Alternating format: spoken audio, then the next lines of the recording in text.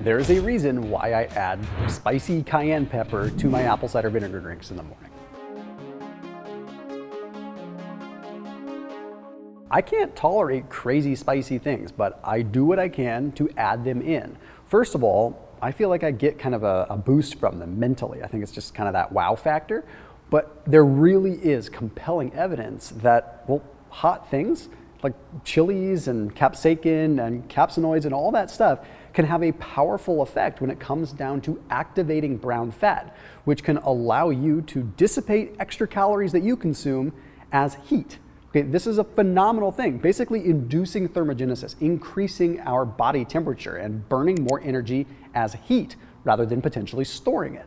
I've got some really cool studies that I want to share with you on this topic. But after this video, I want you to check out Thrive Market, online membership-based grocery store, super cool, super convenient. So whatever dietary pattern you are doing, you can log onto their website and you can check that box. So let's say you're doing paleo or you're doing gluten-free or low sugar or anything. You check that box and then you can sort by baking goods. It revolutionizes how you shop for better for you foods. So I highly, highly recommend it if you are someone that is just trying to just make better choices, but maybe you're a little bit lost. I also have some of my recommended food items at Thrive Market, so it's all linked down below. And if you use that link, you can save 25% off of your membership, plus also get a free gift. So you won't have to go to the grocery store for pantry staples anymore. So big thank you to Thrive Market for the continued support and sponsorship on this channel. You are making all this content possible. So don't forget to check them out. Okay, so there was a study published in the American Journal of Clinical Nutrition that took a look at 80 different participants. This is awesome. Okay, so they divided them into two groups. One group had 6 milligrams of capsaicinoids per day,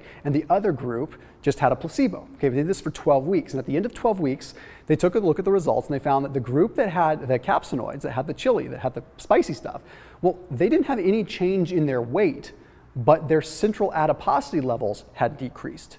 So their body had changed. They had less fat in the abdomen, but they also found that there was no change in resting energy expenditure. It didn't change how many calories they burned at rest, but it changed how much fat they used as fuel.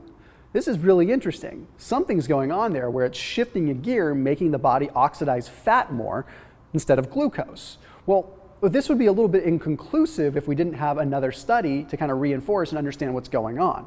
So this next study was published in the journal Nutrition, very similar. This one took a look at subjects and they gave them 9 milligrams of capsaicinoids. Now with this, they found that there was a tremendous increase in whole body energy expenditure, meaning their resting metabolic rate increased, but it only increased in people that already had higher levels of brown fat. Wow, okay, I'll explain that in a second.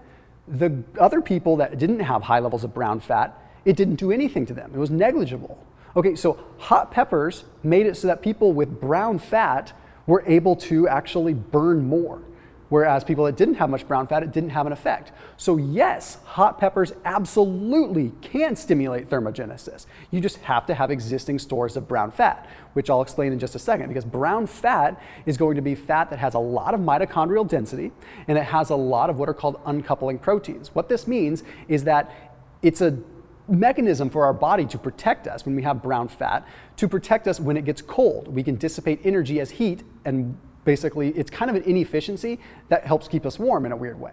So it's very interesting, and that's why a lot of people that are exposed to cold end up developing more brown fat. Okay, but hear me out, because there's an interesting mechanism. Let me explain how this works. Okay, this has to do with what are called TRPV1 receptors. Okay, these are expressed in our gut, and these receptors will send a signal up the vagus nerve towards our brain. Okay, so we have a vagus nerve that goes from our gut all the way to our brain. And the afferent nerves, which go from the gut to the brain, get stimulated by something that's spicy. And then what ends up happening is they end up running through what is called a beta-3 adrenergic receptor.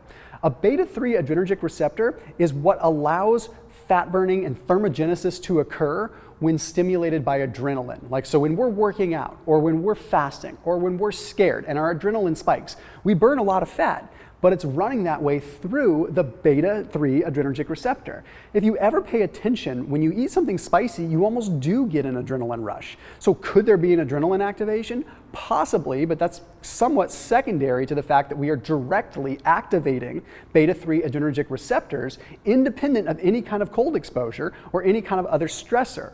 So we're actually activating these TRPV1 receptors that are sending sort of a shock up the vagus nerve and activating this mechanism that is allowing us to create more heat. But we have to have more brown fat. Now, I've done other videos on how to get more brown fat, like how to turn white fat into brown fat. So I'm going to spare a lot of the details in this video, but I'll give you kind of it in a nutshell. MCT oil can be a big player there. Okay, green tea is a huge player there. So if you consume green tea, it has lots of properties of browning white fat, turning white fat into brown fat, so you could get a benefit from spicy food. Okay, then additionally, things like turmeric. Turmeric has been shown to increase the uncoupling 1 components of white fat, so basically making it more of a brown fat. And then omega-3s are a tremendous, tremendous one. And then the big one is just the obvious one. The more that you expose yourself to cold, the more brown fat you develop. But additionally, even doing endurance work or lots of cardio, things like that, can improve your amounts of brown fat that you have. But cold exposure is probably the most powerful and quickest way. So I'm not saying that you naturally, as it stands now, aren't going to get a benefit from having hot peppers. You very well might. It's hard to tell like what amount of brown fat you have versus I do and versus what someone else, it's almost impossible without going to a lab, right? We don't know.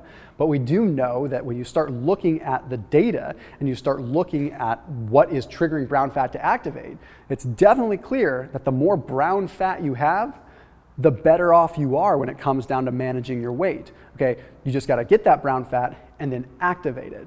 So the more that you can start kind of introducing hot peppers, cayenne pepper in the morning, things like that, I think you can get a pretty solid benefit from it. So as always, keep it locked in here on my channel, and I'll see you tomorrow.